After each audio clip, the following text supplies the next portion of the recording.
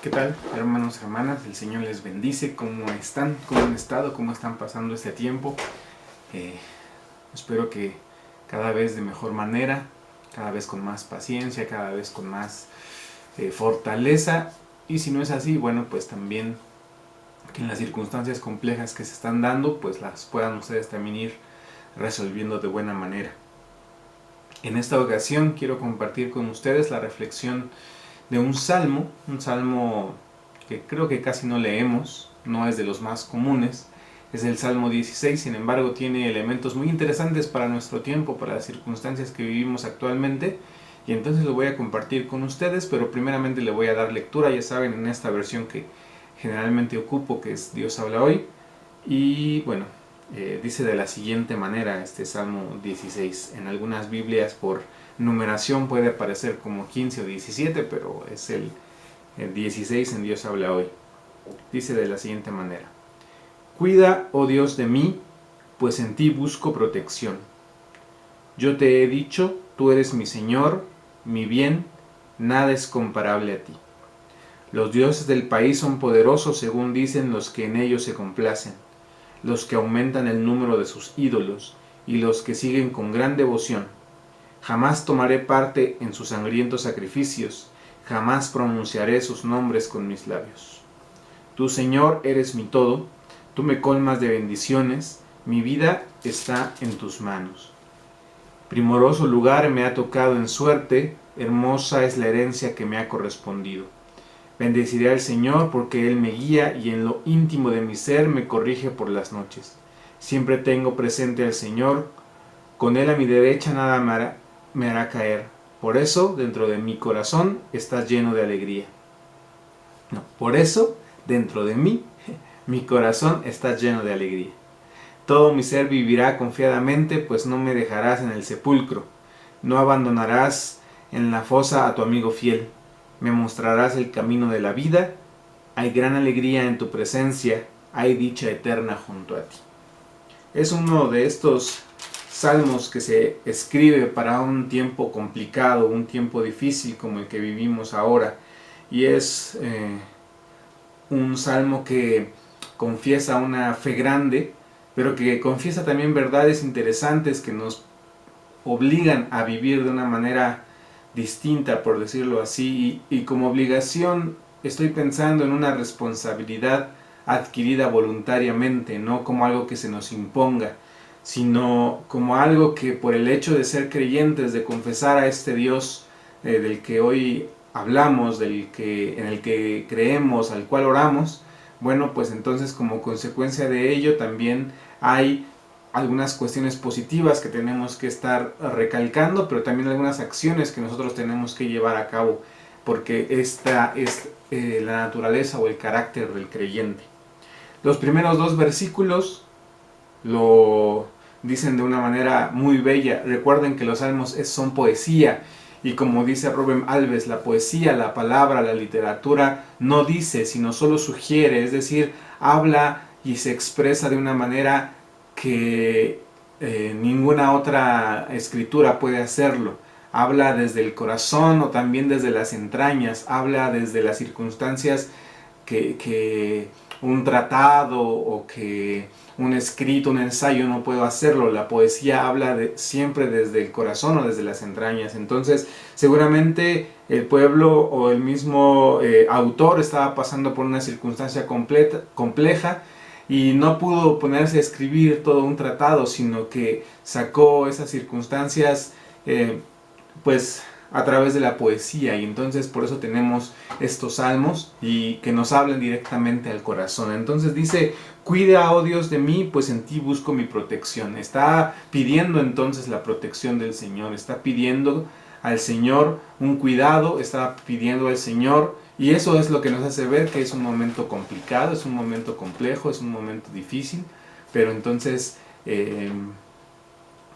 el salmista recurre a pedir auxilio en manos del Señor. Pero fíjense lo que dice de la siguiente manera: yo te he dicho, tú eres mi Señor, mi bien, nada es comparable a ti. Ahí hay una confesión de fe muy interesante, No está buscando en cualquier Dios. Está buscando en ese Señor en el que confía. Yo he dicho, tú eres mi Señor. Ese reconocimiento es muy interesante en la poesía. Está pidiendo auxilio a aquel que se ha confesado como servidor de un Señor. Hay una relación entonces. Tú eres mi Señor, yo creo en ti y por eso busco tu auxilio.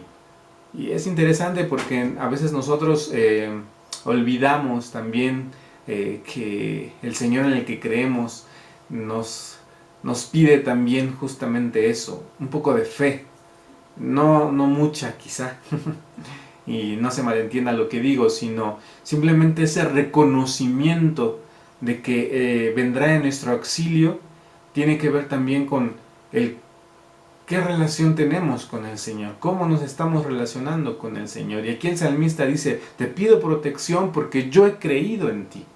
No es una exigencia, sino es una confesión. Yo creo y por eso vengo a ti. Es decir, si ustedes conocen a alguien que elabora o tiene una buena mano para realizar alguna cuestión, siempre lo buscarán, por ejemplo, a un peluquero, ¿no? A un dentista.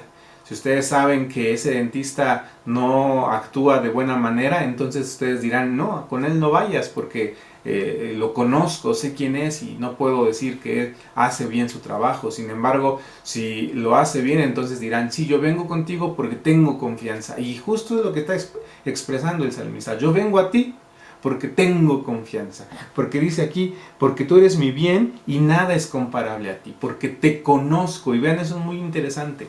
El conocimiento de ese Señor. Y después vienen unos versículos también complicados pero necesarios de reflexionar en nuestro tiempo. Habla de esos dioses del país, ¿no? Del país en el que se encuentra. Pensémoslo en México o allá donde quiera que nos escuchen, pero específicamente en México. ¿Cuáles serían estos dioses de nuestra comunidad mexicana?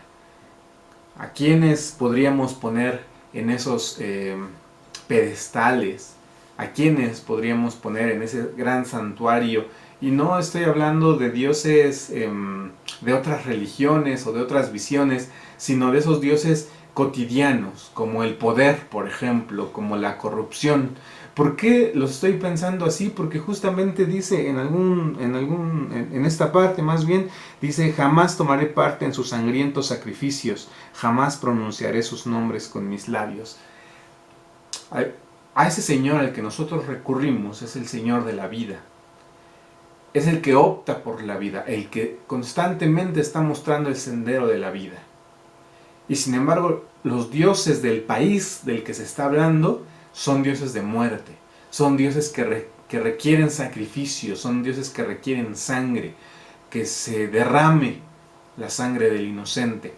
Ahí tendremos, y quizá lo reflexionaremos más adelante, ¿no? En el sacrificio de Cristo, porque esa sangre es solicitada, porque está pensándose en un contexto completamente diferente. Pero aquí los dioses del país, que nos requieren sangre, que nos requieren sacrificio, que requieren la muerte del otro para poder sostenerse.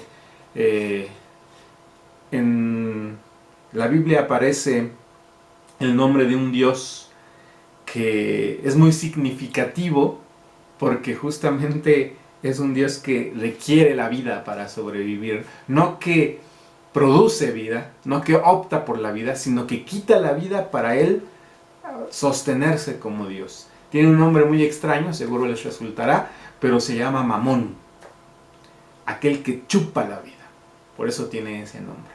Aquel que exige la vida de otros, exprimir a otros para él mantenerse en vida. Piensen ustedes qué dioses están ahí pidiéndonos, chupándonos la vida, ¿no? A veces no necesariamente tienen que ser grandes corporaciones, ¿no? Nuestro trabajo, nuestros miedos, nuestra angustia, nuestra tristeza, como vampiros, nos chupan la energía, nos chupan la vida. Son pequeños dioses que de pronto nos exigen morir a un momento, ¿no? Y vean cómo el salmista, reconociendo que tiene una mejor parte en ese Señor al que conoce, reconoce también que hay un peligro en su país, que hay dioses que le exigen la vida y que él comprometidamente dice: yo no voy a ir en pos de ellos. Pero fíjense, uno diría, bueno, si sabemos que son dioses negativos y que exigen cosas, no iríamos tras ellos. Sin embargo, dice y reconoce también el salmista, estos parecen ser dioses poderosos. Parecen ser dioses que tienen cierto poder, al menos así lo dicen los que a ellos sirven. Son tentadores, son dioses muy llamativos, que en principio se nos pueden ofertar de una manera muy sencilla, quiero decir que nos pueden seducir de una manera muy fácil, pero hay que leer las letras chiquitas del contrato. Ya les hacía esa referencia a veces, ¿no? Se nos presentan como con la facilidad de los pagos chiquitos, pero esos pagos chiquitos no los pagamos con dinero, sino con la vida. Por eso hay que estar muy atento a esos dioses que el país nos presenta, a los cuales no habremos de servir, porque nosotros servimos y conocemos y creemos y confiamos en el Dios de la vida. Dice: tú, Señor, eres mi todo, tú me colmas de bendiciones, mi vida está en tus manos. Esos reconocimientos de no necesitar nada más, y con eso no quiere decir el salmista que no necesite comer, que no necesite una casa, sino que ante las circunstancias complejas hay un lugar al que pueda recurrir, y ese es la presencia de su Señor. Mi vida está en tus manos. Esa confesión ahora nos viene muy bien, pero vean, no es una confesión que pueda darse de manera sencilla, sino que requiere un compromiso muy fuerte y muy vital de cada uno de nosotros. Mi vida está en tus manos. Depositar esa confianza en el Señor es siempre importante, pero insisto, no es algo que uno simplemente dice y ya. Tiene que venir de una convicción de fe desde el corazón para poder creer eso y también para poder experimentarlo, para poder vivirlo. Mi vida está en tus manos. Primoroso lugar me ha tocado en suerte, hermosa es la herencia que me ha correspondido. Si mi vida está en tus manos, no hay mejor lugar en el que pueda estar. No hay lugar más seguro, no hay mejor recompensa. A veces también nosotros buscamos a los otros dioses porque nos ofrecen demasiadas recompensas, porque nos ofrecen lujosas recompensas, porque se nos presentan ahí como espacios, como lugares paradisíacos que van a terminar con nuestro sufrimiento, por ejemplo, con nuestras necesidades, ¿no? Pero reconoce el salmista: no hay ningún otro lugar mejor que tus manos para mi vida, porque es una herencia que me ha correspondido y es la más hermosa de ellas. Dice: bendeciré al Señor porque Él me guía en lo íntimo de mi ser y me corrige por las noches. Vean cómo el salmista expresa ciertas características de ese Señor al que conoce. Me guía, pero también me corrige por la noche.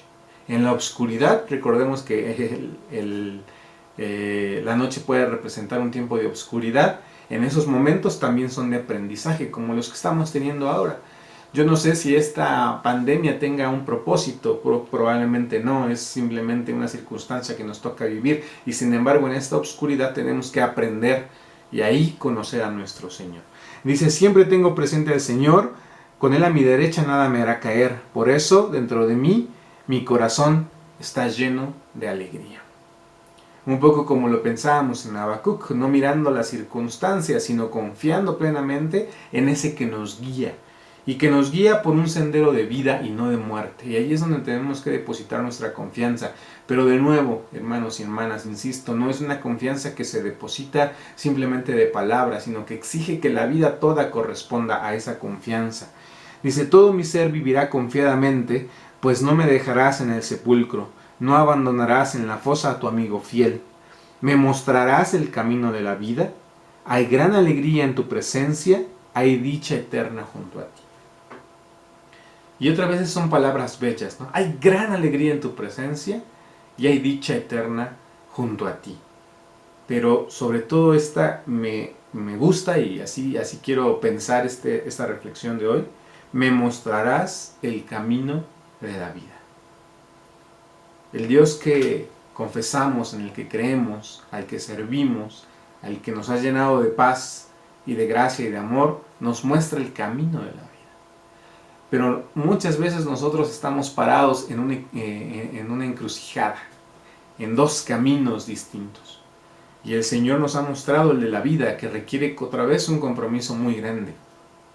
Sortear dificultades muy grandes, porque a veces el camino de la vida tiene muchas más adversidades que otros caminos que se nos puedan ofrecer.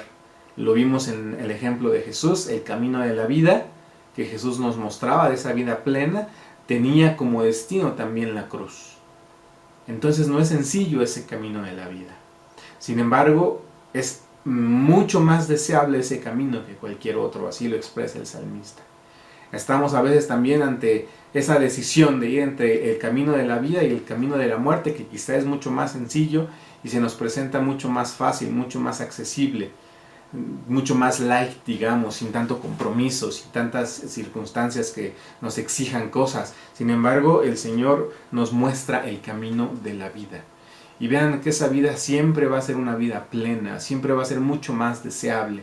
Pero ahí tendremos que detenernos un poco y pensar qué estamos creyendo que es la vida plena que el Señor nos ha mostrado. Lo iremos reflexionando también en otras formas, pero mientras tanto quisiera que nos quedáramos con ello, que el Señor nos va a mostrar el camino de la vida. Por tanto, creemos en un Dios que opta por la vida, que no exige el sacrificio del otro para Él seguir viviendo, es decir, no es un Dios que chupe la vida para poder sostenerse. A veces equivocadamente lo podemos mirar de ese modo, pero no es así, no nos está exigiendo la vida, al contrario, nos la está dando, nos la está mostrando. Y en un momento complejo como el que vivimos, el Señor está ahí también, como dice, como amigo fiel, mostrándonos el camino de la vida. Así es que tengamos la misma confianza que el salmista, pero también tengamos ese mismo compromiso de responderle con la vida al Señor de la vida. Ofrezcamos pues también como ofrenda de amor, no la sangre, sino la vida, pero no entendida como sacrificio, sino como esfuerzo cotidiano. Entreguemos la vida como una manera de ser semilla que se siembra, que da un buen fruto, que alimenta, que acompaña. El Señor nos mostrará el camino de la vida. Digamos esas palabras con total y plena confianza en ese Señor de la vida que conocemos. Les voy a dejar también un par de links para que puedan ustedes escuchar un par de cantos que creo que también podrán acompañar esta reflexión. Pero quiero que se lleven eso, el sendero de la vida es el sendero que el Señor nos muestra y que a veces no va a ser el más sencillo y que a veces no va a ser el más fácil, sin embargo es el más deseable, la más bella herencia que podemos recibir. Bueno, hermanos y hermanas, el Señor les bendice, nos seguimos viendo por estos medios, ya saben, pueden contactarme por los medios que ya tenemos como iglesia y estaremos también compartiendo otros videos y otros mensajes de este modo. Que tengan muy buen domingo y nos seguimos escuchando y hablando por los medios virtuales, que también son ahora un privilegio a veces, pero que nos permiten estar en comunidad. Muchas gracias, el Señor les bendice.